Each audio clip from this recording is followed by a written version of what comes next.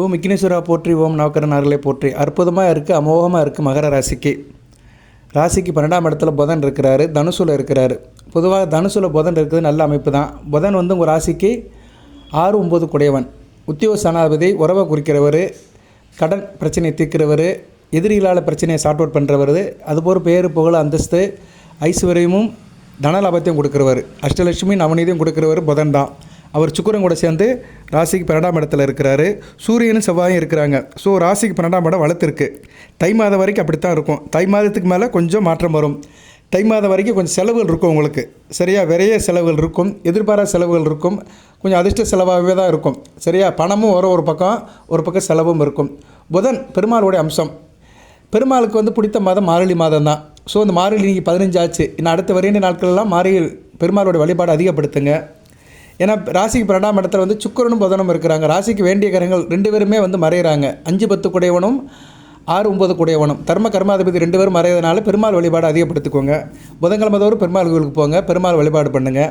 இல்லை வீட்லேயும் பெருமாளை கும்பிடலாம். சரியா, வீடு தேடி வரும் வெங்கடேசன், வீடு தேடி வெங்கடேசன் வருகிறார். தை 2ஆம் தேதி உங்கள் ராசிக்கு வந்துடுவார். மிகச்சிறப்பாக பார்க்கப்படுகிறது. ஸோ தை மாதம் வந்து உங்கள் ராசியில் குறைஞ்சது 4 கிரகம் இருக்கும். புதன், சுக்கிரன், சூரியன், செவ்வாய். இதில் வந்து சூரியனை தவிர்த்து மற்ற 3 கிரகங்களுமே மகர ராசிக்கு நல்ல பலன்களை கொடுக்கும். ஸோ தை பிறந்தால் வழி பிறக்கும். தை மாதத்துக்கு மேலே மிகச்சிறப்பாக இருக்கும். சரியா நேர்களே, தை மாதத்துக்கு இன்னும் 15 நாட்கள் இருக்குது. இருந்தாலும் முன்கூடியே சொல்கிறேன், மிகச்சிறப்பாக பார்க்கப்படுகிறது, நல்லாவும் இருக்குது. புதன் அருமையான கிரகம். பொண்ணு கிடைச்சாலும் புதன் கிடைக்காதும்பாங்க. இப்போ வந்து நல்லபடியாக கிடச்சிருக்கு. ஏன்னா 12ஆம் இடத்துல இருக்கிறாரு.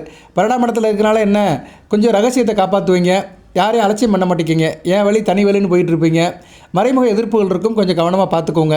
எதாக இருந்தாலும் ஓப்பனாக இருங்க, டிரான்ஸ்பராக இருங்க. அதே மாதிரி யாருக்கு கட்டுப்படுத்த முடியாத நிலையில் இருப்பீங்க. நான் தான் அப்படின்னு ஒரு நிலையில் இருப்பீங்க. கொஞ்சம் மற்றவங்களுக்காக இணங்கி போங்க. சரியா, கொஞ்சம் ஃப்ளெக்சிபிளாக இருந்தீங்கன்னா இந்த காலகட்டம் நல்லாயிருக்கும். ஏன்னா 12ஆம் இடத்துல செவ்வாயும் சூரியனும் இருக்கிறாங்க. அங்கே யாரோட கை ஓங்கி இருக்குது சார் அப்படி பார்த்தோம்னா, செவ்வாய் சூரியனுக்கு வந்து ஸ்தான பலம் தனுசு. பொதுவாக தனுசில் எல்லா கிரகங்களுமே இருக்கலாம். குருவுடைய மூலத்திருவின ஆட்சி வீடு. குரு வேறு பார்க்குறாரு, வக்கர குருவாக இருந்தாலும் பார்க்குறாரு. ஸோ நல்லா தான் இருக்குது. குருமங்கள யோகம், சிவராஜ யோகம், லட்சுமி நாராயண யோகம் எல்லாமே இருக்குது. 4 விதமான யோகம் இருக்குது. ஆனால் 12ஆம் இடத்துல இருக்குது. 12ஆம் இடங்கிறது என்ன சார் அப்படின்னா, அயன சயன போக விரயம் அலைச்சல். அதில் இன்னொன்று இருக்குது, வள்ளல் தன்மையும் இருக்குது. இன்னும் நேரம் வந்து யார் பணம் கட்டாலும் டக்குன்னு கொடுத்துருவீங்க. சகோதரன் கட்டாலும் கொடுத்துருவீங்க, அம்மா வழியில் யார் கட்டாலும் கொடுத்துருவீங்க, அப்பா வழியில் யார் கட்டாலும் கொடுத்துருவீங்க, மணி வழியில் யார் கட்டாலும் கொடுத்துருவீங்க, பிள்ளைகளுக்காக செலவு பண்ணுவீங்க, யார் கட்டாலும் கொடுத்துருவீங்க. உறவு முறையில் குடும்பத்தில் யார் கட்டாலும் டக்குன்னு இல்லைன்னு சொல்லாமல் கொடுத்துருவீங்க. அந்த ஈகை கருணை காரணியம் இருக்கும். ஏன்னா அதுக்குண்டான கிரகங்கள்லாம் 12ஆம் இடத்துல இருக்குது. 12ஆம் இடம் மறைவு சாணமாக இருந்தாலுமே ஒரு மனிதனுக்கு வள்ளல் தன்மையை வெளிப்படுத்தும். ஒரு மனிதன் வந்து மற்றவங்களுக்கு கொடுத்து உதவுறானா அப்படிங்கிறத வந்து 12ஆம் இடத்தை பார்த்து சொல்லிடலாம். ஸோ ராசிக்கு 12ஆம் இடங்கிறது என்ன, மனமுடல். சில பேர் பிறவிலேயே இருப்பாங்க. கருணை மாதிரி பிறக்கும்போது வாழ்நாள் முழுக்கவே பிறர் கொடுத்து வாழ்வாங்க. சில பேர் வந்து அப்பப்போ கொடுப்பாங்க. அவங்க பொருளாதார நிலைக்கு ஏற்ற மாதிரி அந்நேரம் அவங்க மனசு எப்படி இருக்கோ அதுக்கேற்ற மாதிரி கொடுத்து உதவுவாங்க. இருந்தால் கொடுப்பாங்க, இல்லைன்னா அப்புறம் பார்க்கலான்னு சொல்லிட்டு போயிடுவாங்க. பொதுவாக வாழ்க்கையில் வந்து மகர ராசி நேயர்களுக்கு ஒரு வார்த்தை, நல்ல வார்த்தை சொல்கிறேன். உங்ககிட்ட ஒருத்தவங்க உதவி கேட்க வராங்க, இல்லைன்னு சொல்லாதீங்க. அப்புறம் பார்க்கலாம், கொஞ்சம் நாள் கொடுங்க, நான் அப்புறம் சொல்கிறேன், யோசனை படி சொல்கிறேன்னு சொல்லுங்கள். எதையும் இல்லைன்னு சொல்லிடாதீங்க. இல்லைன்ற வார்த்தை நம்மக்கிட்ட இருக்க வேண்டாம். சரியா, எல்லாமே நம்மக்கிட்ட இருக்குது. இந்த பிரபஞ்சத்தில், இந்த பூமியில் பிறந்துட்டோம். இறைவன் எல்லாத்தையுமே கொடுத்துருக்கிறாரு. சில நேரத்தில் கிடைக்கிது, சில நேரத்தில் கிடைக்க மாட்டேங்குது. கிடைக்கிற நேரத்தில் சந்தோஷமாக இருக்கும், கிடைக்காத நேரத்தில் வருத்தப்படுறோம். ஸோ எல்லாமே எல்லாத்துக்கும் கிடைக்கும், எல்லாருக்கும் எல்லாம் கிடைக்கும். சரியா, இருப்பதை பொதுவில் வைத்தார் எடுப்பவர் யாரும் இல்லை. அதனால் இருப்பதையெல்லாம் பொதுவில் வச்சுட்டு வச்சுக்கோங்களேன், யாருமே எடுக்க மாட்டோம். வீட்டில் அம்மா இட்லி வைக்கிறாங்க, எப்படியும் ஒரு நாளைக்கு ஒரு 5 தட்டை வைப்பாங்க. நாங்கள் 20 இட்லி வைப்பாங்க. 20 இட்லியை தூக்கி உங்கள் முன்னாடி வச்சுட்டு வச்சுக்கோங்களேன், நீங்கள் எத்தனை இட்லி சாப்பிடுவீங்க? அதிகபட்சம் 4 இட்லி சாப்பிடுவீங்க. மீது 16 இட்லி ஃப்ரீயாக தான் இருக்கும், சும்மா தான் இருக்கும். அதை தான் சொல்லியிருக்காங்க, இருப்பது எல்லாம் எடுத்து வைத்தால் எடுப்பவர் யாரும் இல்லை. இப்போ 2 இட்லி வச்சோன்னு வச்சுக்கோங்களேன், உங்களுக்கு பற்றாக்குறை ஆயிரும். ஏமா எனக்கு இன்னும் 2 இட்லி வை, அரை வயிறு தான் இருக்குது, பசிக்குது. ஸோ என்றைக்குமே வந்து யாராக இருந்தாலும் சரி, ஒரு சின்ன உதாரணத்துக்கு சொல்கிறேன். அதனால் உங்களுக்கு எல்லாமே இங்கே இருக்குது, எல்லாம் கிடைக்கும். தயவுசெய்து பொறுமையாக இருங்க. அதுக்குண்டான சில வழிபாடு சொல்கிறேன், பரிகாரம் சொல்கிறேன். நம்ம போதி ஜோதிடர் சொல்கிறத நீங்கள் தொடர்ந்து செய்யுங்க. எல்லாத்தையும் செய்ய வேண்டாம், எது முடியுமோ அதை மட்டும் செய்யுங்க. ரத்தன சுருக்கமாக செய்யுங்க, ஷார்ட் அண்ட் ஸ்வீட்டாக செய்யுங்க, நல்வழிப்படுவீர்கள். ஸோ இப்போ 12ஆம் இடத்துல வந்து கிரகங்கள் அதிகமாக தான் இருக்குது. 4 கிரகங்கள் இருக்குது, 4 விதமான யோகம் இருக்குது. பெருமாள் வழிபாடு அதிகப்படுத்திக்கோங்க. ஏன்னா புதன் வந்து 6 கூடையவன், சூரியன் வந்து 8 கூடையவன். ஸோ அந்த புத யோகம் வந்து 12ஆம் இடத்துல இருக்குது. ஸோ பெருமாள் வழிபாடு அதிகப்படுத்திட்டாலே ஓரளவு உங்களுக்கு எல்லாமே ஷார்ட் அவுட் ஆயிரும். அதுபோக வந்து இன்றைக்கி வைகுண்ட ஏகாதசி. இந்த வீடியோ எப்படி உங்களுக்கு ஒரு 4:30 5 மணிக்கு வரும். ஈவினிங் பெருமாள் கோவிலுக்கு போங்க. தயவுசெய்து எல்லாரும் பெருமாளுடைய நாமத்தை சொல்லுங்கள். இப்போ வந்து புதன் 12ஆம் இடத்துல இருக்கிறது ஒரு வகைக்கு நல்லதான், எதிர்ப்புகள் இருக்காது. சரியா, நல்ல ஹார்ட் ஒர்க் பண்ணுவீங்க, எருவுகளாக நல்ல வேலைகள் பண்ணுவீங்க. அதிர்ஷ்டம் ஓரளவு கம்மியாக தான் இருக்கும், ஆனால் உணவு அனுபவம் இருக்கும். வெளிநாடு வெளிமாநிலத்துக்கு போயிட்டு வருது இந்த காலகட்டம் நல்லா இருக்கும். ஏன்னா 12ஆம் இடத்துல நிறைய கிரகங்கள் இருக்கிறனால வெளிநாட்டு வெளிமாநில தொடர்புகள் இருக்கும், அந்நிய தேச தொடர்புகள் அதிகமாக இருக்கும். நல்ல விதமாக பார்க்கப்படுகிறது. சரியா நேர்களே, இப்போ புதன் ஒரு முக்கியமான கிரகங்க. அதாவது உத்திராட நட்சத்திரத்துக்கு வந்து புதன் திசை வயசான காலத்தில் தான் வரும், திருவோணம் அவிட்டத்துக்கும் வயசான காலத்தில் தான் வரும். ஸோ புதன் திசைங்கிறது வந்து மகர ராசிக்கு கொஞ்சம் வயதான காலத்தில் தான் வரும். அவிட்ட நட்சத்திரத்துக்குலாம் ஒரு 60 வருஷம் கழிச்சு வரும்னு வச்சுக்கோங்களேன். இருப்பினும் வயதான காலத்தில் புதன் திசையை நம்ம வந்து சந்திச்சு தான் ஆகும் மகர ராசியில் பிறந்தவங்க. இருப்பினும் புதன் புத்தி வரும். செவ்வாய் திசையில் புதன் புத்தி நல்லா இருக்காது, ராகு திசையில் புதன் புத்தி மத்தியமாக இருக்கும், குரு திசையில் புதன் புத்தி சுமாராக இருக்கும், சனி திசையில் புதன் புத்தி சிறப்பாக இருக்காது. அது மாதிரி புதன் திசையில் புதன் புத்தி அந்தளவு சிறப்பாக இருக்காது. ஸோ மகர ராசிக்கு வந்து மேக்ஸிமம் எல்லோரும் கடந்து போகிறது வந்து அந்த செவ்வாய் திசை, ராகு திசை, குரு திசை, சனி திசை, புதன் திசை, இந்த 5 திசை தான் மெயின் முக்கியமான திசையாக நடக்கும் உங்களுக்கு. சரி, இப்போ எல்லாத்துக்குமே அதான். ஒரு 20 வயசில் இருந்து ஒரு 80 வயசில் இருக்கிறவங்க வரைக்கும் பார்த்தோம்னா உத்திராடம், திருவோணம், அவிட்டம் 3 நட்சத்திரத்தில் பார்த்தாலுமே இந்த 5 திசையில் தான் போவீங்க. செவ்வாய் திசை, ராகு திசை, குரு திசை, சனி மகா திசை, புதன் திசை. புதன் திசை கரெக்டாக வரும், ஆனால் மற்ற திசையில் அவர் ஆக்ட் பண்ணுவார், இன்ட்ராக்ட் பண்ணுவார். புதனுடைய புத்தி நடக்கும். புதன் கடுகு சிரித்தாலும் காரம் சிரிக்காதும்பாங்க. புதன் ஒரு முக்கியமான கிரகம், 17 வருஷம் அவருக்கு தசை. அதுபோக புதன் ஒரு முக்கியமான கிரகம், பெருமாளுடைய அம்சம் பெற்றவர். மகர ராசியில் வியாபாரம் சரியில்லை சார், தொழில் சரியில்லை அப்படிங்கிறவங்க வந்து பெருமாளை புதனை கும்பிட்டு தான் ஆகணும். புதனுடைய நிலைப்பாடை பார்க்கணும். புதன் வந்து உங்கள் ராசி நட்சத்திரத்துக்கு வந்து 6, 12 இருக்கக்கூடாது. சரியா, ராசி லக்கணத்துக்கு, நட்சத்திரம் இல்லை ராசி லக்கணத்துக்கு 6, 8, 12 மறையக்கூடாது. அதே மாதிரி அவர் வந்து 8ஆம் இடத்துல இருந்தாலும் ஒரு பிரச்சனை இல்லை, மறைந்த புதன் நிறைந்த பலன்களை கொடுப்பாரு. இந்த வீடியோவில் வந்து நான் புதனை பற்றி கொஞ்சம் சொல்லிவிட்டு வழிபாடை சொல்கிறேன். வீட்லேயோ கோயிலையோ பெருமாளை சில வழிபாடு பண்ணுங்கள். சில முறையில் வழிபாடு பண்ணிட்டீங்கன்னா உங்களுக்கு செல்வம் அதிகம். குறிப்பாக யாருக்கு சார் பணம் அதிகமாக வரும் அப்படின்னு பார்த்தோம்னா, பணமாக இருந்தாலும் சரி, பொருளாக இருந்தாலும் சரி, வீடாக இருந்தாலும் சரி, மனையாக இருந்தாலும் சரி, எதுவோ ஒரு பெனிஃபிட்டு, ஒரு ப்ராஃபிட் உங்களுக்கு கிடைக்கும். அது வந்து வியாபாரம் மூலியமாகவும் கிடைக்கலாம், வித்தைகள் மூலியமாகவும் கிடைக்கலாம், தொழில் மூலியமாகவும் கிடைக்கலாம், உத்தியோகம் மூலியமாகவும் கிடைக்கலாம். ஏன்னா மகர ராசிக்கு புதனை வந்து 6 கூடையவன் ராசிங்கன்னா மனமுடல். அதனால் உத்தியோகத்துக்கு போகிறவங்களுக்கு வந்து நல்லா உத்தியோகத்தில் நல்லா பேர் எடுக்கணும், உத்தியோகத்தை நல்லா சம்பாதிக்கணும், ரொம்ப நாளாக சர்வீஸ் பண்ணணும் அப்படின்னு நினைக்கிறவங்க புதன் வழிபாடு பண்ணலாம். அது புதன் வந்து புதன் வந்து கணக்கு சம்மந்தப்பட்டவன். அதனால் மகர ராசியில் கணக்கு சம்மந்தப்பட்டவங்க, எழுத்து சம்மந்தப்பட்டவங்க, கவிதை சம்மந்தப்பட்டவங்க, நாவல் ஆசிரியர்கள், சிஸ்டர் ரிலேட்டடாக இருக்கிறவங்க, ஆர்டிஃபிஷியல் சயின்ஸில் இருக்கிறவங்க, ஐடி டிபார்ட்மெண்ட் வேலை பார்க்குறவங்க, ஆடிட்டராக இருக்கிறவங்க, அக்கௌண்டண்ட்டாக இருக்கிறவங்க, வருமான வரித்துறையில் இருக்கிறவங்க, அமலாக்கத்துறையில் இருக்கிறவங்க, இன்கம் டேக்ஸில் இருக்கிறவங்க, சொல்லிக் கொடுக்குறவங்க, வக்கீல் வேலை பார்க்குறவங்க, கணக்கு வேலை பார்க்குறவங்க, ஜோதிடர் வேலை பார்க்குறவங்க, இப்படி நிறைய சொல்லிட்டு போகலாம்.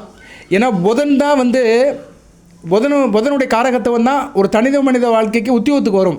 உத்தியோகம், தொழில், வியாபாரம் 3க்குமே புதன் வருவார். சரியா, கணக்குன்னு ஒன்று இருக்குது. கணக்குனாலே புதன் தான். நம்ம எந்த வேலைக்கு போனாலுமே கணக்குன்னு ஒன்று இருக்கும், கால்குலேஷன் ஒன்று இருக்கும், அடுத்து ட்ரேடிங்னு ஒன்று இருக்கும், வர்த்தகம்னு ஒன்று இருக்கும். இது இல்லாமல் எதுலையுமே இருக்காது. நீங்கள் ஒரு கம்பெனிக்கு வேலைக்கு போனாலும் எதுக்கு வேலைக்கு போகிறீங்க? லாபத்துக்கு தானே வேலைக்கு போகிறீங்க. அதுக்காக தானே அந்த ஓனர் உங்களை வச்சிருக்கிறாரு. ஸோ லாப நோக்கத்தில் நீங்கள் எந்த காரியம் பண்ணாலுமே அதுக்கு புதன் வருவார். புத்திசாலித்தனத்துக்கு புதன் தான். எந்த ஒரு காரியத்தையும் புத்திசாலித்தனமாக செஞ்சால் தான் நீங்கள் வந்து சக்ஸஸ் ஆக முடியும். காலையில் சீக்கிரம் எந்திக்கிறது ஒரு புத்திசாலித்தனம் தான். சீக்கிரமாக இருந்துச்சு கடமைகளை செஞ்சுட்டு சாமி நமஸ்காரம் பண்ணிவிட்டு வேலைக்கு போகிறது ஒரு பெரிய புத்திசாலித்தனம். ஏன்னா அந்த புத்தி இருக்க போய் தான் செயல் சிறப்பாக இருக்கும். நினைப்பு தான் முக்கியம். நினைப்புக்கு சந்திரன், புத்திக்கு புதன், செயலுக்கு செவ்வாய். ஸோ ஒரு மனிதனுக்கு வந்து சந்திரன், செவ்வாய், புதன் 3 நல்லா இருந்துன்னு வச்சுக்கோங்களேன், அவர் வந்து தான் விஷயத்தில் கரெக்டாக இருப்பார். அவரால் மற்றவங்களுக்கு எந்த பிரச்சனையும் இல்லை, தான் விஷயத்தில் கரெக்டாக இருப்பார். மனதாலும் அறிவாலும் செயலாலும் சிறப்பாக இருப்பார். ஸோ அப்பேற்பட்ட கிரகத்தில் புதன் வந்து புத்திசாலித்தனக்குள்ள கிரகம், அறிவன், கணக்கன், தூதன். சரியா, நிறைய சொல்லலாம் அவரை பற்றி, பெருமைகள், அருமை பெருமைகள் சொல்லலாம். அதுபோக பெருமாளுடைய அம்சமாக பார்க்கப்படுகிறதுனால காக்கும் கடவுளாக புதன் பார்க்கப்படுகிறார். காப்பார், எங்கே இருந்தாலும் காப்பார். புத்தி உள்ள பிள்ளை கெட்டு போவதில்லை. புத்தி மட்டும் ஒருத்தனுக்கு இருந்து வச்சுக்கோங்களேங்க, எங்கே இருந்தாலும் வெளியே வந்துடுவான். சரியா, பிழைக்கிற பிள்ளைக்கு பிச்சுப்பு நஞ்சாம்பாங்க. ஒரு பிள்ளைக்கு வந்து பிழைக்கிற பிள்ளைக்கு பிச்சுப்பு நஞ்சு கிடையாது. அதனால் எப்படினாலும் பிழைக்கணும் அப்படின்னு நினைக்கிறவங்களுக்கு புதன் நல்ல நிலைமையில் இருப்பார். கபடியாக இருப்பீங்க, வெகடகவியாக இருப்பீங்க, அடி கொடுத்தாலும் பிடி கொடுக்க மாட்டீங்க, கழுவுறு மேலே அழுவுறு மேலே இருப்பீங்க. ஸோ அப்பேற்பட்ட புதன் வந்து அடுத்தவங்க ராசிக்கு வராரு தை 2ஆம் தேதி. அடுத்தது ராசிக்கு 2ஆம் இடத்துல குரு பார்வைக்கு வராரு. இப்படி அடுத்தடுத்து நல்ல பலங்களுக்கு போகிறதுனால பெருமாள் வழிபாடு அதிகப்படுத்துங்க. பொதுவாக புதனை பற்றி ஒரு சில வரிகளை சொல்லிட்டு நான் வழிபாடை சொல்கிறேன், பொறுமையாக கேளுங்க. சரியா, சில பேருக்கு வந்து சில நேரத்தில் வந்து சில வீடியோக்கள் வந்து இன்ட்ரெஸ்டிங்காக இல்லாமல் இருக்கும். என்னடா இவர் வந்து ஏதோ ஒப்பிக்கிறாரு அப்படின்னு நினைப்பாங்க. நான் இதுக்கு முன்னாடி போட்ட 2 வீடியோக்களுமே யாருமே சரியாக பார்க்கல. ஆத்மாவை பற்றி ஒரு வீடியோ போட்டிருந்தேன், அந்த லிங்கை கொடுக்குறேன். அதில் வந்து உங்கள் ஜனன ஜாதகத்தில் ஆத்ம கிரகத்தை பற்றி பேசியிருந்தேன். அதுக்கு முன்னாடி ஒரு சப்ஜெக்ட் பற்றி பேசியிருந்தேன் நான். சரியா, ஸோ தொடர்ந்து பாருங்கள். ஏதோ ஒரு தகவல் கிடைக்கும். இன்றைக்கி வைகுண்ட ஏகாதசி, பெருமாளுக்கு உகந்த நாள், சொக்கவாசம் திறக்கிறது ஏகாதசி திதி. அதனால் மகர ராசி நேயருக்கு இந்த வீடியோ போடணும்னு நினைக்கிறேன். பொதுவாக மகர ராசி வந்து பெருமாளோட அனுக்கிரம் பெற்றது. திருவோண நட்சத்திரம் வருது, பெருமாளுடைய நட்சத்திரம் திருவோணம் இருக்குது. அதுவும் உத்திராடமும் பெருமாளுக்கு வேண்டிய நட்சத்திரம் தான், சூரியனுடைய நட்சத்திரம். சூரியனை வந்து புதன் வந்து நண்பராக அதிநட்பராக எடுத்துக்கொள்வார். செவ்வாய் முருகப்பெருமானுடைய நட்சத்திரம். செவ்வாய் முருகப்பெருமானுக்கு பெருமாள் வந்து தாய்மாமன் முறை வேணும். ஸோ மகர ராசிக்கு வந்து பெருமாளுடைய அனுக்கிரம் பரிபூர்ணமாக இருக்குது. சரி, அவங்க ராசிநாதனே வந்து என்ன சொல்கிறாரு, சனிக்கிழமையில் தான் அவருக்கு வந்து உகந்ததாக இருக்குது. மகர ராசினாலே சனி பகவான் தான் ராசிநாதன், சனிக்கிழமை உகந்த நாள். பெருமாள் என்ன சொல்லியிருக்கிறாரு, நான் கிழமையில் வந்து சனிக்கிழமையாக இருப்பேன், மாதத்தில் மார்கழியாக இருப்பேன் அப்படின்னு சொல்லியிருக்கிறாரு. ஸோ பெருமாளுடைய ஆசீர்வாதம் பெற்ற ராசியாக மகர ராசி பார்க்கப்படுகிறது. என்னதான் ஈஸ்வர பட்டம் பெற்று சனி பகவான் இருந்தாலுமே பெருமாளுடைய அந்த அனுக்கிரகம் வந்து மகர ராசி நேர்களுக்கு பரிபூர்ணமாக இருக்கும். பொதுவாக மகர ராசி நேரில் பிறந்தவங்க பெருமாள் வழிபாடு நல்லா பண்ணுவாங்க. சரியா, அதுக்காக உடனே டக்குன்னு போடுறாதீங்க, சார் நான் சிவனை தவிர எவனையும் கும்பிட மாட்டேன்னு சொல்லிடாதீங்க. சிவன் வழிபாடும் பண்ணுங்க, அது வேணா சொல்லலை. நான் தெய்வத்தை பிரித்து பார்க்கல. அரியும் சிவனும் ஒன்று, அறியாத வயலில் மண் அப்படிம்பாங்க அந்த காலத்தில். நான் சின்ன பிள்ளையா இருக்கும்போது எங்கள் ஊரில் சொல்லுவாங்க, அரியும் சிவனும் ஒன்று, ஹரியும் சிவனும் ஒன்று, அறியாத வயலில் மண்ணும்பாங்க. ஸோ பெருமாளும் சிவனும் ஒன்று தான். நம்ம தான் பிரித்து பார்த்துக்கிட்ட வழியை, அதில் பேதம் எதுவும் இல்லை. சரி நேர்களே, அந்த சப்ஜெக்டுக்குள்ளெல்லாம் ரொம்ப போக வேண்டாம், அது கொஞ்சம் கான்ட்ராவாக போகும், அதுக்குள்ளே போக வேண்டாம். பெருமாளை பிடிச்சிக்கிறோம் நம்ம, சரியா, பெருமாளை பிடிச்சிக்கிறோம், அவர் நம்மளை விட மாட்டார். ஸோ பெருமாள் புதனுடைய அம்சமாக பார்க்கப்படுறதுனால இப்போ உங்கள் ராசி கட்டத்தில் புதன் எந்தெந்த இடத்துல இருந்தாருன்னா என்னென்ன பலன்களை கொடுப்பாருன்னு ஒரு வரி சொல்லிவிட்டு சில வழிபாடு முறையெல்லாம் சொல்கிறேன், பொறுமையாக கேளுங்க. வீடியோவில் எடுத்து கொஞ்சம் கூட தான் இருக்கும். சரியா, நான் ஒரு நாளைக்கு ஒரு வீடியோ போட்டாலுமே ஒரு 30 நிமிஷத்துக்கு மேலே பேசுவேன். இப்போ வந்து மேசத்தில் இருக்கார் வச்சுக்கோங்களேன். மேசம் வந்து புதனுக்கு வந்து சமமான வீடு தான், விருச்சிகம் தான் ஆகாது. ஆனால் மேசத்தில் இருக்கிற புதன் நல்ல வழக்க வளங்களை கொடுப்பாரு, வல்லவராக இருப்பீங்க, திட்டமாதிரி காரியத்தை பிடிப்பீங்க, சமுதாயத்தில் பெரிய லெவலுக்கு ரீச் ஆவீங்க. ஆனால் மனம் நிலையற்ற மனமாக இருக்கும், ஆசிரியர் மைண்டில் இருப்பீங்க, இருந்தாலும் சாதனை செய்வீங்க. ஸோ மேசத்தில் புதன் இருக்க பிறந்தவர்களுக்கு புதன் ஓரளவு நல்ல பலங்களை கொடுப்பாரு. தனிப்பட்ட வாழ்க்கையில் சொசைட்டி வாழ்க்கையில் நல்லபடியாக இருப்பீங்க, சமுதாய வாழ்க்கையில் சிறப்பாக இருப்பீங்க. அடுத்து வந்து ரிஷபம் வந்து நல்ல இடம், ஒரு பிடித்த இடம், அறிவுபூர்வமாக இருப்பீங்க, கூர்மையாக இருப்பீங்க, கையில் காசு பணம் இருக்கும், நல்ல ஹார்ட் ஒர்க் பண்ணுவீங்க, நல்லாயிருக்கும். சரியா, நல்லபடியாக வாழ்வீங்க, தானும் பகிர்ந்து பிறரை மகிழ வைப்பீங்க. அடுத்து மிதுனம் நல்ல அமைப்பு, அவருடைய ஆட்சி வீடு, நீண்ட ஆயுள் இருக்கும், தேக ஆரோக்கியம் இருக்கும், பெரும் செல்வ சேர்க்கை இருக்கும், வெளிநாடு யோகம் இருக்கும், உயர்கல்வி இருக்கும், நல்ல ஆராய்ச்சி செய்வீங்க, கௌரவ பட்டம் பெறுவீங்க, நல்ல லெவலுக்கு படிப்பீங்க, எம்ஃபில் பிஹெச்டி, பெரிய லெவலுக்கு படிச்சுட்டு பெரிய லெவலுக்கு ரீச் ஆவீங்க. மிதுனத்தில் புதன் இருக்கிறவங்க நல்லா சுறுசுறுப்பாக இருப்பாங்க, ஃபன் அண்ட் ஜாலியாக இருப்பாங்க. அடுத்து வந்து கடகத்தில் புதன் இருக்கக்கூடாது, ஸ்தான பலம் கிடையாது, நல்ல ஒழுக்கம் இருக்காது, மனம் அலைபாஞ்சிக்கிட்டே இருக்கும், திட்டமிட்ட காரியத்தை செயல்படுத்த முடியாது. அதனால் கடகத்தில் புதன் இருக்க பிறந்தவர்கள் பெருமாள் வழிபாடு அதிகப்படுத்துங்க. பொருளாதார ரீதியில் நல்ல ஏற்றம் இருக்காது, கையில் காசு பணம் இருக்காது, பெரிய லெவலுக்கு ரீச் ஆக முடியாது. ஸோ கடகத்தில் இருக்கிறவங்க கண்டிப்பாக பெருமாள் வழிபாடு பண்ணி ஆகணும். ஆனால் கடகத்தில் புதன் இருந்தார்னா ராசியை பார்ப்பார், 7ஆம் பார்வையால் பார்ப்பார். ஆள் அறிவுபூர்வமாக இருப்பீங்க, புத்திசாலித்தனமாக இருப்பீங்க, ஆனால் பொருளாதார ரீதியில் ஒன்றும் செய்ய முடியாது. சரியா, எப்படி நான் சொல்கிறேன் சார், ஆனால் யாரும் கேட்க மாட்டேங்கிறாங்க சார் அப்படின்னு நிலைமையில் இருப்பாங்க கடகத்தில் புதன் இருக்கிறவங்க. இவங்க சொல்கிறத மற்ற கேட்க மாட்டாங்க. எடுத்து வைத்தேன் கொள்வார் ஆறுமில்லை அப்படின்னு இருப்பாங்க. வல்லதார் சொன்ன மாதிரி, நான் சொன்னேன் அவன் கேட்கல, நான் எவ்வளோ அறிவுரை சொன்னேன் அவன் கேட்கவே இல்லை. அது மாதிரி இவங்க வாழ்க்கை அப்படியே இருக்கும், பொருளாதாரத்தில் ரொம்ப பின்தங்கி இருப்பாங்க. அதனால் கடகத்தில் புதன் இருக்க பிறந்தவர்கள் கண்டிப்பாக பெருமாள் வழிபாடு பண்ணி ஆகணும். ஏன்னா பெருமாள் இப்போ வீடு தேடி வரப்போகிறாரு. உங்கள் வீடு தேடி தை 2ஆம் தேதி வந்துடுவார். அடுத்து ராசிக்கு 2ஆம் இடத்துக்கும் போவார். 2ஆம் இடங்கிறது குடும்பஸ்தானம் தான். ஸோ தை மாசி 2 மாதமும் வந்து பெருமாள் வந்து உங்கள் பக்கத்திலே தான் இருப்பார். வழிபாடு அதிகப்படுத்திக்கோங்க. இன்னிலேருந்தே வழிபாடு பண்ணுங்கள். வைகுண்ட ஏகாதசி முன்னிட்டே பெருமாளை வரவேறுங்க, சிறப்பாக இருக்கும். பெருமாளை வரவேற்கின்ற காலம் வந்து விட்டது. வீடு தேடி வருகிறார், வரவேறுங்கள். இப்படியே தலைப்பு போடுறேன், நல்லா தான் இருக்குது. வீடு தேடி வரும் வெங்கடேசன், வரவேறுங்கள் போடுவோம். எதனாச்சும் ஒன்று போட்டால் தான் நீங்கள் பார்க்குறீங்க. வீடு தேடி வரும் வெங்கடேசன் எழுதிக்கிறேன். ஏன்னா எனக்கு வந்து தம்மையில் வைக்கிறதா மறந்து போயிடும். ஏன்னா இன்றைக்கி தம்மையில் பார்த்தா எல்லோரும் அட்ராக்டிவாக பார்க்குறாங்க. என்ன தான் கண்டென்ட் பேசினாலுமே தம்மையில் அட்ராக்டிவாக போடணும். அப்படி தான் போயிட்டுருக்கு. காலமும் கமர்ஷியலாக ஆயிடுச்சு. ரைட்டு இருக்கட்டும். புத்தகத்தினுடைய அட்டையை தான் பார்க்குறாங்க வழியாக, புத்தகத்துக்குள்ளே என்ன இருக்குன்னு யாரும் பார்க்குறதில்ல. சிம்மத்தில் இருக்குது நல்ல அமைப்புங்க. சிம்மத்தில் வந்து புதன் இருக்குது, அதிநட்பு, நல்ல பேச்சாளராக இருப்பாங்க. சரியா, பெரும் சாதனைகள் செய்வாங்க, தொழிலில் நல்ல ஒரு ஏற்றமாக இருக்கும். சிம்மத்தில் புதன் இருக்கிறவங்க மார்க்கெட்டிங் பண்ணலாம், தொழில் பண்ணலாம், சமுதாயத்தில் பெரிய அந்தஸ்து இருக்கும், அரசியல்வாதி ஆகலாம், தன்னோட பேச்சால் பெரிய லெவலுக்கு போவாங்க.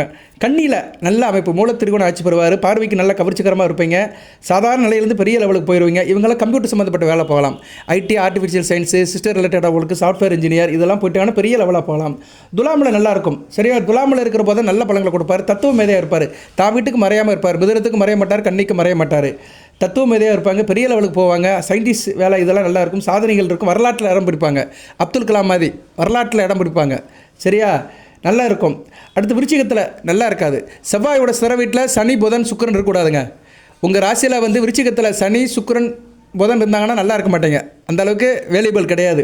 ஸோ விருச்சிகத்தில் புதன் இருந்தாருன்னா நல்ல ஒழுக்கம் வராது. பெண்கள் மூலியம் சில பிரச்சனைகள் இருக்கும். ஆண்கள்லாம் பெண்கள், பெண்கள்லாம் ஆண்கள். அவங்க சகவாசத்தில் சில நோய்கள் கூட உண்டாகும். மற்றவர்கிட்ட சண்டை போட்டுட்டு இருப்பாங்க, நல்ல விதமாக பார்க்கப்படாது.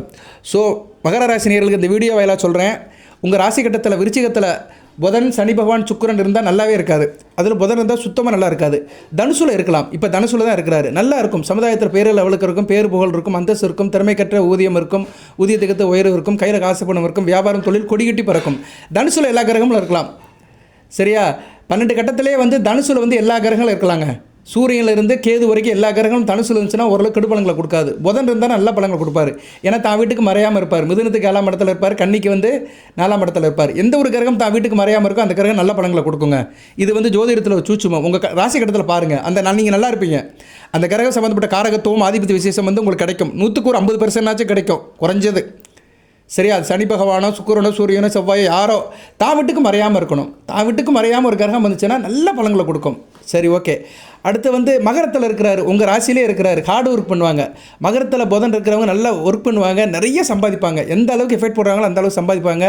திட்டமிட்டு காரியம் பண்ணுவாங்க, செயல் சிறப்பாக இருக்கும், வியாபாரத்தில் பெரும் வெற்றியாகும். மகர புதன் நல்ல பலங்களை கொடுப்பாருங்க. மகரம் வந்து அவருக்கு ரொம்ப பிடிச்ச வீடு. சரியா? தான் வீட்டுக்கு 5ஆம் வீட்டில் இருப்பார். காலபுருஷ சக்கரத்தின் 9ஆம் வீட்டுக்கு 5ஆம் இடத்துல இருக்கிறனால பேரு புகழ் அந்தஸ்து கொட்டி தீர்த்துருவார். ஆனால் ஒரு வீட்டுக்கு மறைவார். 3ஆம் வீட்டுக்கு 8ஆம் வீட்டில் இருப்பார். என்ன கொஞ்சம் லேசியாக இருப்பாங்க. சொன்ன நேரத்தில் சொன்ன வேலையை பார்க்க மாட்டாங்க. ஆனால் மற்ற நேரத்தில் ரொம்ப சூறப்புள்ளியாக இருப்பாங்க, சிறப்பாக செஞ்சு காரியத்தை முடிப்பாங்க. கும்பத்தில் புதன் இருக்கக்கூடாது, சனிபகவானோட ஸ்திர வீட்டில் இருக்கக்கூடாது. ராசிக்கு 2ஆம் இடத்துல இருந்தாலும் ஆரோக்கியம் நன்றா இருக்காது, சண்டை போட்டுக்கிட்டே இருப்பாங்க. ஏன்னா 2ஆம் இடத்துல இருந்தாலும் 8ஆம் இடத்தை பார்ப்பார், வம்புகளுக்கு பிரச்சனை பார்ப்பார். ஏதோ மற்ற கூட சண்டை இருக்கும், பகைமை பாராட்டுறது, பிரச்சனை உண்டாக்குறது. ஒரு பிரச்சனையான இடத்துல இவங்க தான் இருப்பாங்க. சரியா? முன்கோபம் இருக்கும். இருப்பினும் தொழில் ரீதியான ஏற்றம் இருக்கும். மறைந்த புதன் நிறைந்த பலங்களை கொடுப்பாருமாங்க. 8ஆம் இடத்தை பார்க்குறாரு, மறைவு ஸ்தானத்தை பார்க்கறதுனால மறைபொருளிலிருந்து இவங்களுக்கு லாபம் கிடைக்கும். மற்றவங்களோட உயில் சாசனம்லாம் யாராச்சும் எழுதி வைப்பாங்க, அது இவங்களுக்கு கிடைக்கும். மீனத்தில் வந்து புதன் நீசம் அடைவார். மீனத்தில் புதன் இருக்குது, அந்தளவுக்கு சிறப்பு இல்லை. படிப்பு அந்தளவுக்கு வராது. ஆரம்பத்தில் அந்தளவுக்கு சரியாக படிச்சிருக்க மாட்டாங்க. கணக்கு வழக்கு நல்லா இருக்காது. எடுபடி வேலை பார்ப்பாங்க. யார் என்ன சொன்னாலும் எடுபடி வேலை, ஏவல் வேலை பார்த்துட்டு இருப்பாங்க வழியே சுயமாக சிந்திக்க முடியாது. ஸோ மீனத்தில் புதன் இருக்க பிறந்தவர்கள் அந்தளவுக்கு சிறப்பாக இருக்க முடியாது. ஆனால் குரு பார்வை சுக்கிர தொடர்பு இருந்துச்சுன்னா ஓரளவு நல்லா இருப்பாங்க. மீனத்தில் இருக்கிற புதனை வந்து கண்ணியில் குரு பார்க்குறாரு, இல்லைனா கடகத்தில் இருந்து பார்க்குறாரு, இல்லைனா விருச்சிகத்திலிருந்து பார்க்குறாருன்னா ஓரளவு நல்லா இருப்பாங்க. ஸோ புதனுக்கு குரு பார்வை சுக்கிர தொடர்பு இருந்துச்சுன்னா நல்லபடியாக இருக்கும். சுக்கிரன் பார்க்க மாட்டார், கூட தான் இருப்பார். அதே நேரத்தில் சந்திரன் தொடர்பு நல்லபடியாக இருக்கும். சந்திரனுடைய பார்வை, ஒளிச்சந்திரனுடைய பார்வை இருந்துச்சுன்னா இவங்க வந்து ஒரு ஆராய்ச்சியாளராக இருப்பாங்க. சரியா? ஒரு வேத உறுப்பினராக இருப்பாங்க, ஜோதிடராக இருப்பாக. பொதுவாக ஜோதிடர் ஆகணும்னா புதன் சந்திரன் இணைவு இருக்கணும், பார்வை இருக்கணும். நல்ல ஒளிச்சந்திரன் வந்து புதனை பார்த்துட்டாருன்னா பெரிய ஜோதிடர் ஆயிடுவாங்க. ஸோ புதன் தான் ஜோதிடத்துக்கும் உள்ள கிரகம். ஸோ புதன் வந்து ஒரு முக்கியமான கிரகமாக மகர ராசிக்கு பார்க்கப்படுகிறார். ஓகே நேயர்களே, இன்றைக்கி வந்து பெருமாள் கோவிலுக்கு போங்க. புதன் அடுத்தடுத்து நல்ல நிலைமைக்கு வராரு. சில நேரங்களில் சில வழிபாடு அதிகப்படுத்திட்டிங்கன்னா மிகச்சிறப்பாக இருக்கும். இப்போ வந்து நீங்கள் வந்து பெருமாளுடைய வழிபாடை இந்த வீடியோவில் சொல்கிறேன், பொறுமையாக கேளுங்க. சரியா? பொறுமை தான் ரொம்ப முக்கியம். பொறுமை இந்நேரம் ரொம்ப இதாக பார்க்கப்படுகிறது. பெருமாள் கோயிலுக்கு நீங்கள் என்னென்ன செய்யலாம் அதை பற்றி சொல்கிறேன். பெருமாள் கோயிலுக்கு செய்ய வேண்டிய காரியங்கள், பெருமாள் எப்படி கும்பிடலாம், இது ரொம்ப எளியது, சக்தி வாய்ந்தது, வீட்லேயும் செய்யலாம். சரியா? இப்போ நான் அடுத்து சொல்கிற காரியங்கள் எல்லாமே பவர்ஃபுல்லான விஷயங்கள். கோயிலிலும் செய்யலாம், வீட்லேயும் செய்யலாம். சரியா? நீங்கள் என்ன பண்ணுங்கன்னா சங்கல்பம் மௌனமாக இருக்கணும். சரியா? இது மிக ரகசியம். எப்போயுமே பூஜை ரூம்லேயோ கோயிலையோ போயிட்டீங்கன்னா அமைதி காக்கணும். பெருமாள் முன் ஒரு வார்த்தை பேசாமல் மனதுக்குள்ளே மட்டும் சொல்லணும். மனதுக்குள்ளே மட்டும் அவர் நினைங்க, மனதுக்குள்ளேயே சொல்லுங்கள். வீட்டில் இருந்தாலும் சரி, கோயிலில் போனாலும் சரி, என் கர்ம கடன்களை தீர்த்து வை அப்படின்னு ஒரு 3 முறை சொல்லுங்கள். பெருமாளை மனசுக்குள்ளே நினச்சிக்கிட்டு என் கர்ம கடன்களை தீர்த்து வை அப்படின்னு ஒரு மனசுக்குள்ளே வேண்டுங்க. நல்லபடியாக இருக்கும். சரியா? மனம் சாந்தி அடையும், நல்ல வழி பறக்கும்.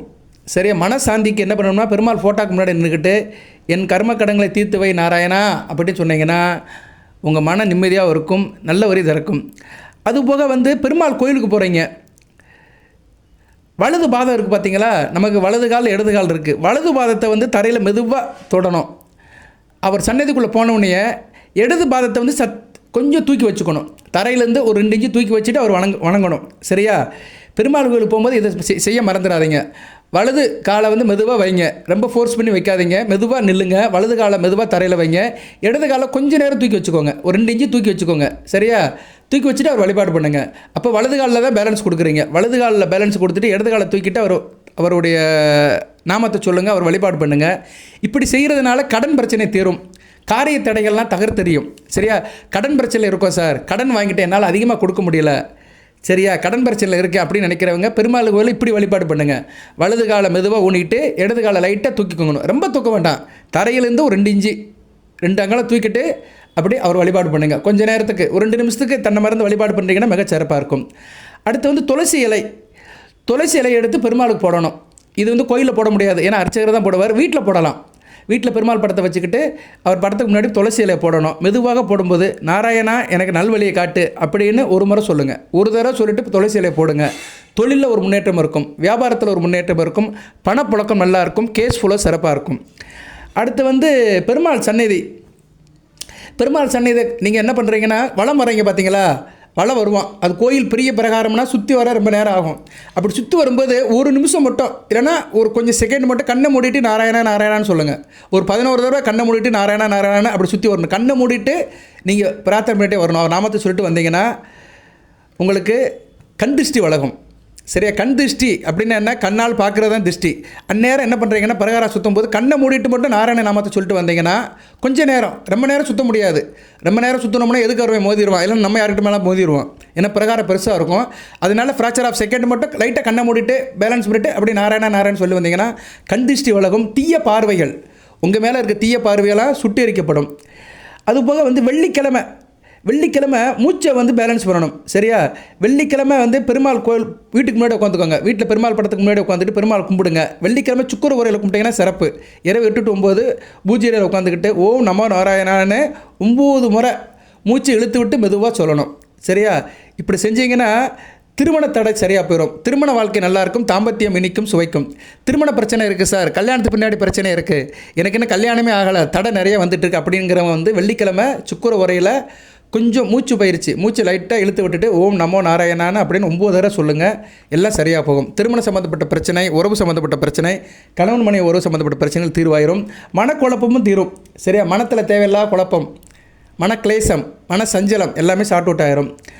அதுபோக கோயிலில் மணி அடிக்கும்போது இருக்குது பார்த்தீங்களா, கோயிலில் மணி அடிப்பாங்க. சில பேர் ஆலய மணி அடிப்பாங்க, சில பேர் கோயிலுக்குள்ளே பூஜை பண்ணும்போது மணி அடிப்பாங்க. புது மணிங்கிறது வெளியே இருக்கும். எந்த மணி அடித்தாலும் நீங்கள் என்ன நினைக்கணும்னா என் பிரச்சனைலாம் தீர்ந்து போச்சுப்பா, நான் நிம்மதியாக இருக்கேன் அப்படின்னு நினைங்க. கோயிலுக்கு போகும்போது எப்படி நினைக்கணும்னா என் பிரச்சனை தீர்ந்து போச்சு, நான் நிம்மதியாக இருக்கேன். ஆனால் நமக்கு பிரச்சனை இருக்க தான் செய்யும், ஏதோ ஒரு பிரச்சனை இருக்க தான் செய்யும். ஒரு வழிபாடுக்காக தான் கோயிலுக்கு போகிறோம். இருந்தாலும் நம்ம என்ன நினைக்கணும்னா என் பிரச்சனை தீர்ந்து போச்சு அப்படின்னு ஒரு பாசிட்டிவாக நினச்சிங்கன்னு வச்சுக்கோங்களேன், அதிர்ஷ்ட கதவு திறக்கும். இன்றைக்கி எப்படி சொக்கவாச கதவு திறக்குதோ வைகுண்ட ஏகாதசி முன்னிட்டு, அதே மாதிரி அதிர்ஷ்ட கதவு திறக்கும். கோயிலுக்கு போய் அதை தான் நினைக்கணும். இதை தான் பாசிட்டிவ் திங்கு அப்படிங்கிறாங்க. நேர்மறை சக்திகள், நேர்மறை சிந்தனைகள். என் பிரச்சனை தீர்ந்து போச்சு பெருமாளே அப்படின்னு நினைக்கணும். அந்நேரம் மணி அடிக்கிற சத்தம் கேட்டோன்னே நினைக்கணும்.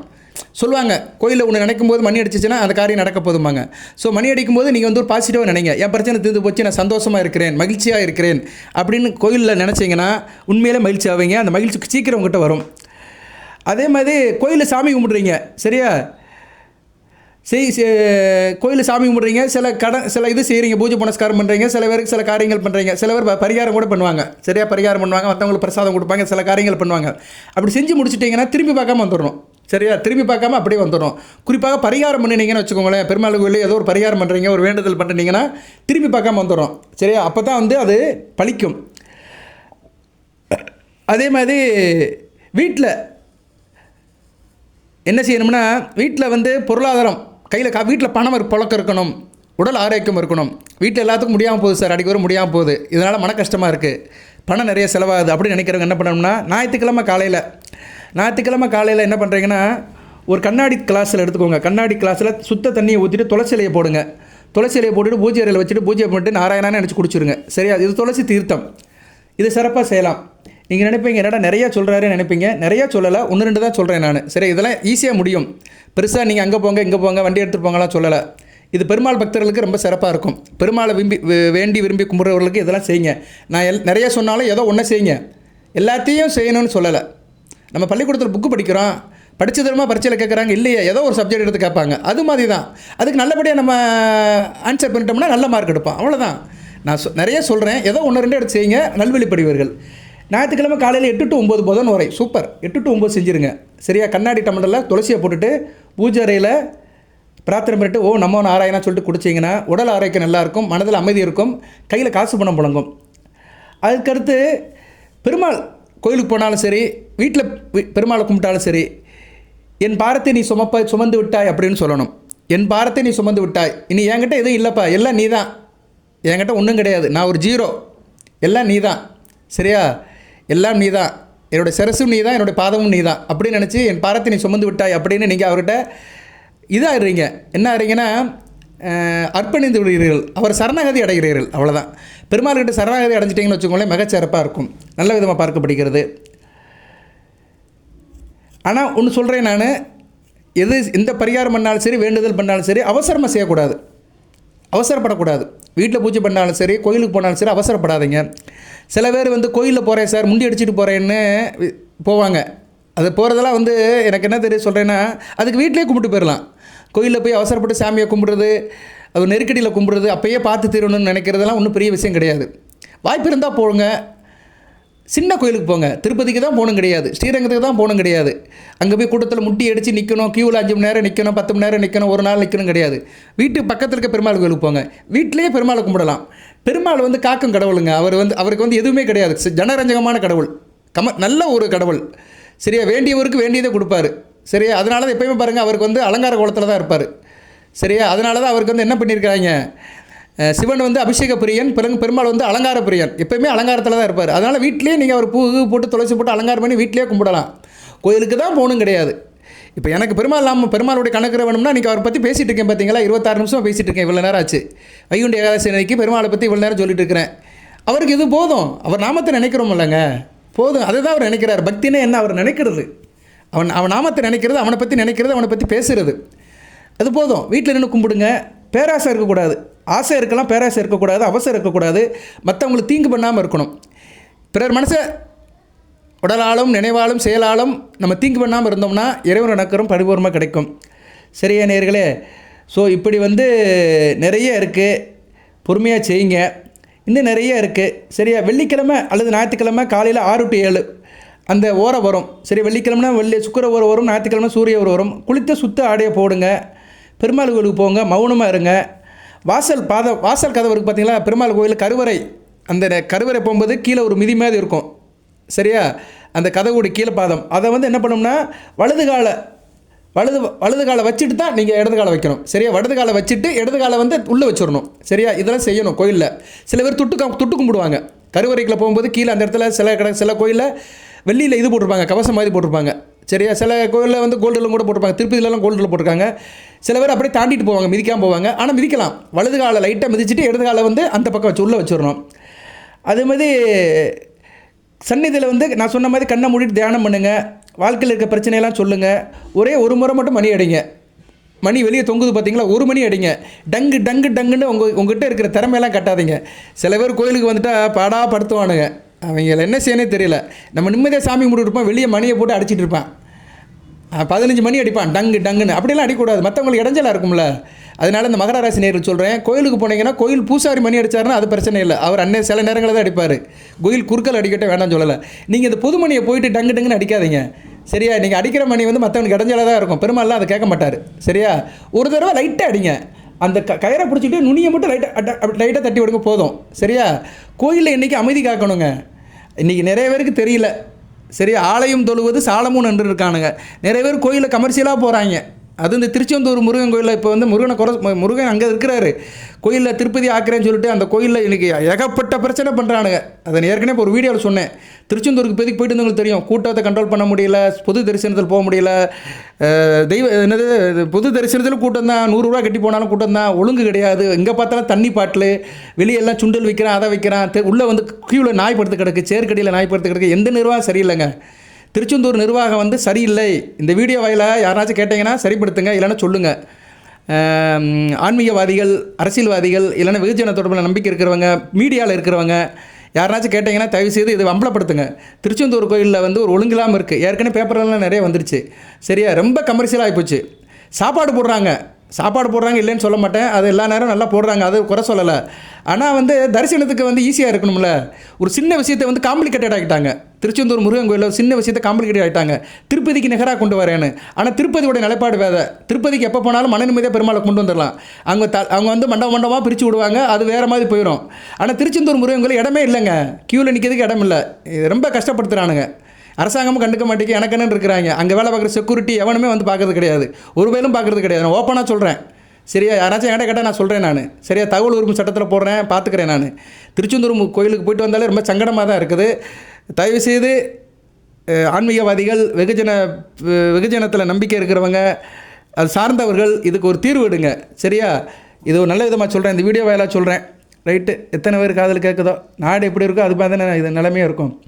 பெருமாளுக்கு வருமா, பெருமாளிருந்து முருகனுக்கு போயிட்டேன். ரைட்டு, இப்படி நிறைய செய்யலாம் நேயர்களே. சரியா, துளசி வழிபாடும் பண்ணலாம், பெருமாளையும் நினச்சிக்கலாம்.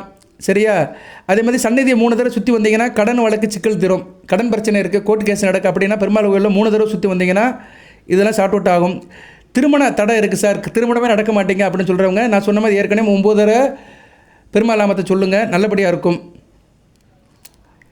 அதே மாதிரி நீங்கள் நினைங்க, எனக்கு ஒரு நல்ல ஒரு ஜோடியை கொடுப்பா, நல்ல ஒரு துணையை கொடு அப்படின்னு நினச்சிங்கன்னா நல்லபடியாக இருக்கும். தொழில் வளர்ச்சி, வேலை உயர்வு கிடைக்கணும்னா வலது கையை மார்பில் வச்சுட்டு என் உழைப்புக்கு நீயே சாட்சி, வாய்ப்பு கொடு அப்படின்னு நினச்சிங்கன்னா நல்லபடியாக இருக்கும். வலது கையில் வந்து இருதயத்துக்கு மேலே வச்சிடணும். வலது கையை மார்பில் வச்சுக்கிட்டு பெருமாள் வழங்குங்க. சரியா, வலது கையை வந்து இருதயத்துக்கு மேலே வச்சுக்கிட்டு வலது பக்கம் வச்சுக்கிட்டு இடது பக்கம் வச்சுக்கிட்டு நீங்கள் வந்து பெருமாள் வணங்குனீங்கன்னா தொழில் வளர்ச்சி இருக்கும், வேலை வாய்ப்பு கிடைக்கும். குடும்ப சண்டை இருக்குது சார் அப்படின்னா, குடும்ப சண்டை இருக்குது, பிரிவு இருக்குது, கணவன் மனைவிக்குள்ள பிரிவு இருக்குன்னா கோயிலில் பிரசாதம் இருக்குது பார்த்தீங்களா, அதை வாங்கிட்டு வந்து வீட்டில் எல்லோரும் உட்காந்து சாப்பிடுங்க. சில பேர் கோயில் பிரசாதத்தை அப்படியே சாப்பிட்ருவாங்க. அப்படி சாப்பிடக்கூடாது. கோயிலில் பிரசாதம் கொடுத்தாங்கன்னா வீட்டுக்கு கொண்டு வந்துடணும். இப்போ நீங்கள் கோயிலுக்கு போகிறீங்க, பிரசாதம் கொடுக்குறாங்கன்னா வீட்டில் கொண்டு வந்து எல்லோரும் பிரித்து சாப்பிட்டீங்கன்னா சில பிரச்சனைகள்லாம் தீரும். சரியா, மனம் குளிரும், உறவு இணையும். உறவுகள் வந்து குடும்ப உறவுகள் வந்து ஒரு பாண்டிங்காக இருக்கும். அதே மாதிரி கண் திருஷ்டி இருக்குது, தீய பார்வை இருக்குது அப்படின்னா பெருமாளை ஒரு முறை வளவாங்க, பிரகாரத்தை ஒரு தடவை வள வந்து தெய்வத்தை பாருங்கள். சரியா, ஒரு சுற்றி வந்து மூலவரை பார்த்தீங்கன்னா கண் திருஷ்டி சரியாக போயிடும். உடல் மன ஆரோக்கியம் நல்லா இருக்கணும் அப்படின்னா நான் ஏற்கனவே சொல்லிட்டேன், ஞாயிற்றுக்கிழமை துளசியில் கண்ணாடி டம்ளரில் துளசியை போட்டு தீர்த்தமாக குடிச்சிங்கன்னா சந்தப்படியாக நல்லபடியாக பார்க்கப்படுகிறது. எல்லாம் நல்ல விதமாக இருக்கும்.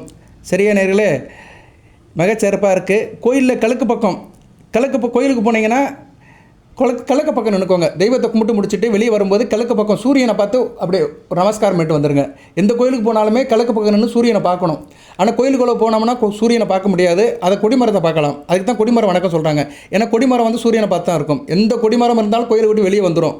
வெளியே வந்து சூரியனோட தொடர்பில் தான் இருக்கும்.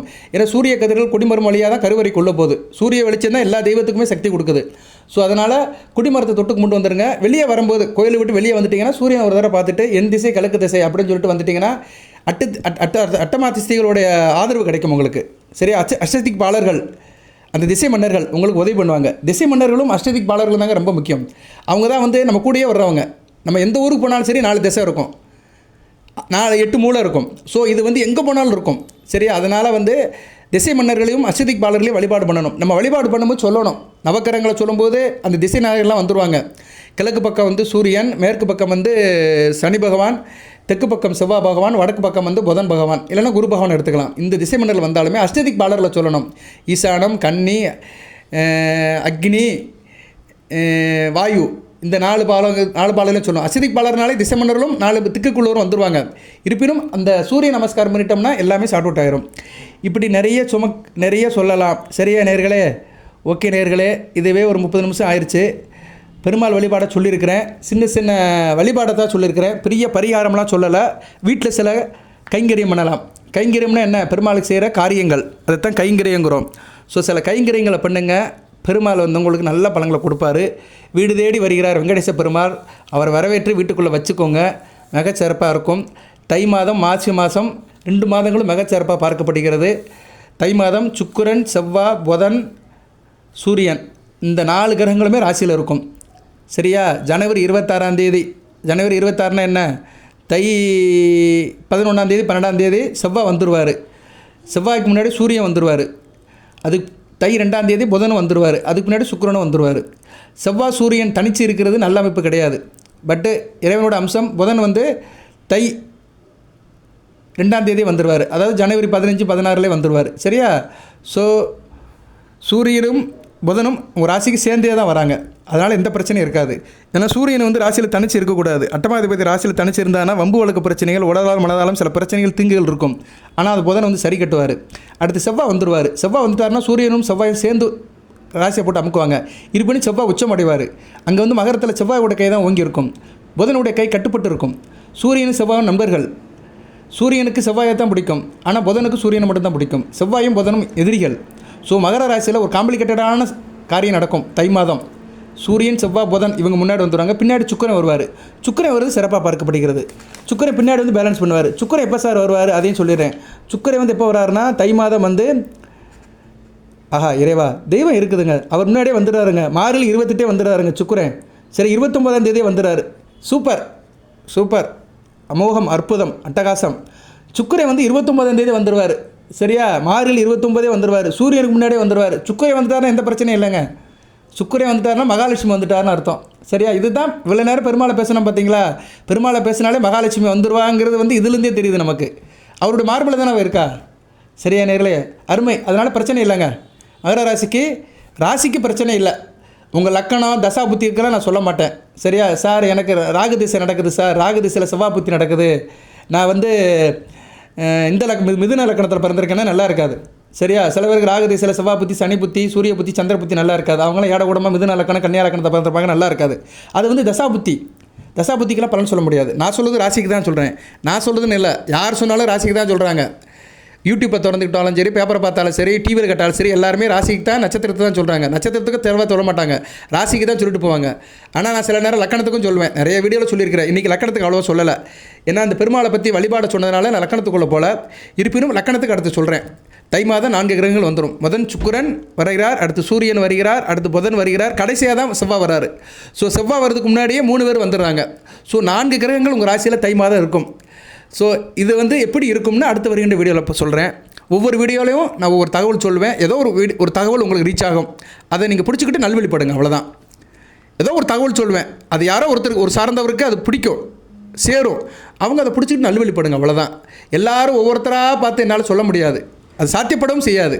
அதனால் அனைவரும் நல்வழிப்பட வேண்டும். அதனால் நான் பொதுவாக தான் விதைக்கிறேன். எப்படி காடுகரையில் விவசாயத்தில் வந்து விதை போடுவாங்க பார்த்தீங்களா? மானாவாரி காட்டில் வந்து விதை போடுவாங்க. அப்படி கூடையிலேருந்து விதையை எடுத்து இப்படி தூவி விடுவாங்க. எல்லா விதையும் முளைக்காது, ஆனால் சில விதைகள் முளைச்சி பயிராகும், விவசாயத்தை கொடுக்கும், செழிப்பாக இருக்கும். அது மாதிரி தான் நான் பொதுவாக தான் சொல்லுவேன். பொதுவாக தான் சொல்லணும். பொது வழியில் வந்து ராசிக்கு பலன் சொல்லும்போது பொதுவாக தான் சொல்ல முடியும். பாயிண்ட் ஆஃப் கான்டெக்ட் கரெக்டாக வராது. இருப்பினும் சில விதைகள் நல்லபடியாக முளைக்கும், சிலருக்கு வந்து நல்ல பலன்கள் கிடைக்கும். வாழ்த்துக்கள் நேரில் நிறைய பேசலாம்னு நினைக்கிறேன். அடுத்தடுத்து காரியம் இருக்குது. இன்றைக்கி வைகுண்ட ஏகாதசி. எனக்கு சில கடமைகள்லாம் இருக்குது, கடமையை செய்ய போகிறேன். பலனை வந்து பெருமாள்கிட்ட விட்டுருங்க. நம்ம கடமையை செய்வோம், பலனை பெருமாள்கிட்ட விட்டுருவோம். கண்டிப்பாக செய்வார்.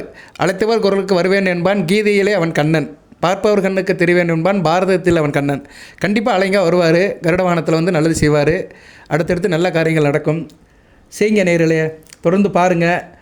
இந்த வீடியோ நான் கடைசியில் சொல்கிறேன். பெருமாளுடைய நாமத்தை சொல்லுங்கள். ஓம் கோவிந்தா போற்றி, கோபாலா போற்றி, கோதர்ஷ்ணா போற்றி, மாதவா போற்றி, மதுசூதனா போற்றி, மணிவண்ணா போற்றி, முராரி போற்றி, ஸ்ரீஹரி போற்றி, உலகளந்த உத்தமனை போற்றி, உப்பிலியப்பனை போற்றி, திருப்பதி ஏழுமலை வெங்கடேச பெருமாளை போற்றி, கல்லழகா போற்றி, சோலைமலை அழகா போற்றி, சுந்தராஜ பெருமாளை போற்றி, வைகுண்ட வாசனை போற்றி, லட்சுமி நேசனை போற்றி, திருப்பாக்கடல் இருப்பவனை போற்றி, ஆதிசேஷன் வந்தவனை போற்றி, பாடலாத்து நரசிங்க பெருமாளை போற்றி, பள்ளிக்குண்ட சிறுங்கத் பெருமாளை போற்றி, வடபத்திர சாயி போற்றி, பிரச்சனை வெங்கடாஜலபதியை போற்றி, காஞ்சி வரதராஜ பெருமாளை போற்றி, அத்திவரதரை போற்றி, அயக்கிரிவரை போற்றி, அலையசிங்க நரசிம்மரை போற்றி, சங்கசக்கரதாரியை போற்றி, ஸ்ரீம லட்சுமி நாராயணா போற்றி, 108 திவ்ய பிரதேசத்தில் அருள்வரைக்கும் நாராயணா போற்றி, காக்கும் கடவுளே, கண்கண்ட தெய்வமே, காரணியமூர்த்தியே, கருணை கடவுளையே போற்றி அப்படின்னு வழிபாடு பண்ணுங்க.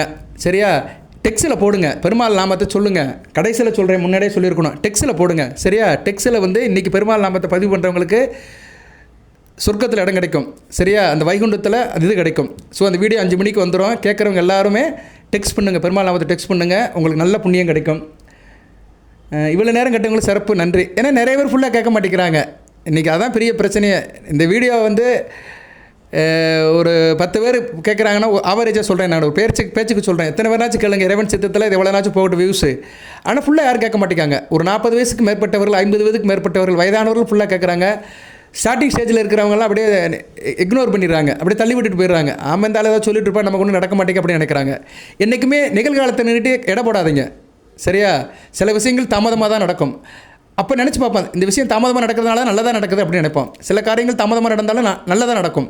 வாழ்த்துக்கள். எல்லாம் நல்ல இறைவன் மகர ராசி நேயர்களுக்கு சில சௌபாகியத்தும் சில நன்மைகளும் சில சௌரியங்களும் கொடுப்பார். அனைத்து வளங்களை பெற்று தேகாரிகத்துடன் தீர்க்காயோடு நீடோடி வாழ்க நிறைந்த வளம் பெறுக. நன்றி நேயர்களே.